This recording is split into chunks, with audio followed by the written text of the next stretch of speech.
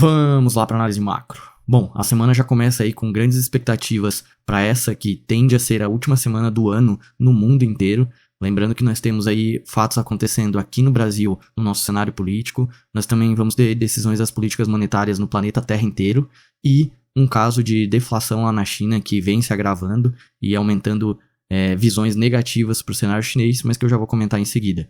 Já começando pelo cenário dessa semana no mundo, nós teremos as principais decisões de política monetária do planeta Terra. Basicamente, nós teremos essa semana o Fed, que é o Banco Central dos Estados Unidos, o BCE, que é o Banco Central da Europa, o BOE, que é o Banco Central da Inglaterra, e também teremos o Copom aqui no Brasil, que é o nosso Banco Central.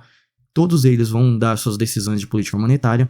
Basicamente está dado, não teremos provavelmente surpresa, né, para esse final do ano em relação a decisões de política monetária, principalmente relacionadas ao Fed, que é o dos Estados Unidos, e ao do Brasil aqui, está praticamente dado. O Fed vai parar novamente, né, vai manter inalterada a taxa de juros, e aqui no Brasil a gente vai ter aí mais uma queda de 0,50 na Selic. Então essas são as apostas, óbvio, né, que a gente vai ter que ver isso na quarta-feira, que vão sair essas decisões aqui no Brasil e nos Estados Unidos.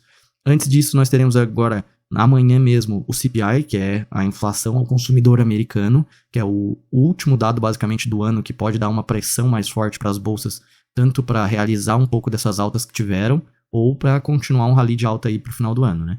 E no cenário brasileiro aqui, nós temos algumas decisões bem importantes, e a principal delas, que está no foco do mercado, é a decisão no cenário político.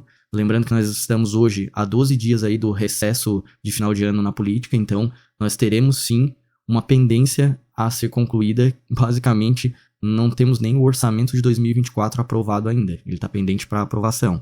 E o Haddad, ele tende a intensificar as articulações para aprovar aquelas medidas, todas que foram articuladas durante o ano, que correspondem a basicamente 47 bilhões de reais de arrecadação para o ano que vem, o que é o que o Haddad precisaria para cumprir a sua meta de déficit zero. Mas lembrando que, como essas medidas, os textos já foram bem desidratados pelos parlamentares, nós provavelmente não teremos como atingir o déficit zero que o Haddad tanto quer aí para 2024. Mas esses 47 bilhões estão no jogo e essa basicamente é a última semana que o Haddad vai ter para conseguir fazer as aprovações que ele precisa.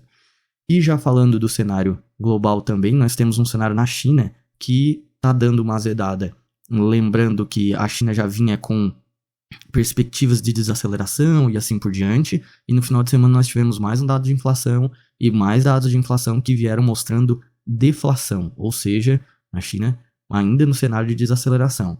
Apesar de tudo, as bolsas hoje durante essa madrugada elas deram uma leve recuperada como um todo, né? Lembrando que a China já vinha aí há 2 ou 3 semanas caindo, enquanto que o resto do mundo vinha 2 ou 3 semanas subindo.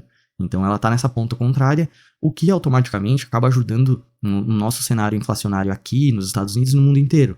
Porque a gente tem que lembrar que a China ela é a fábrica do mundo.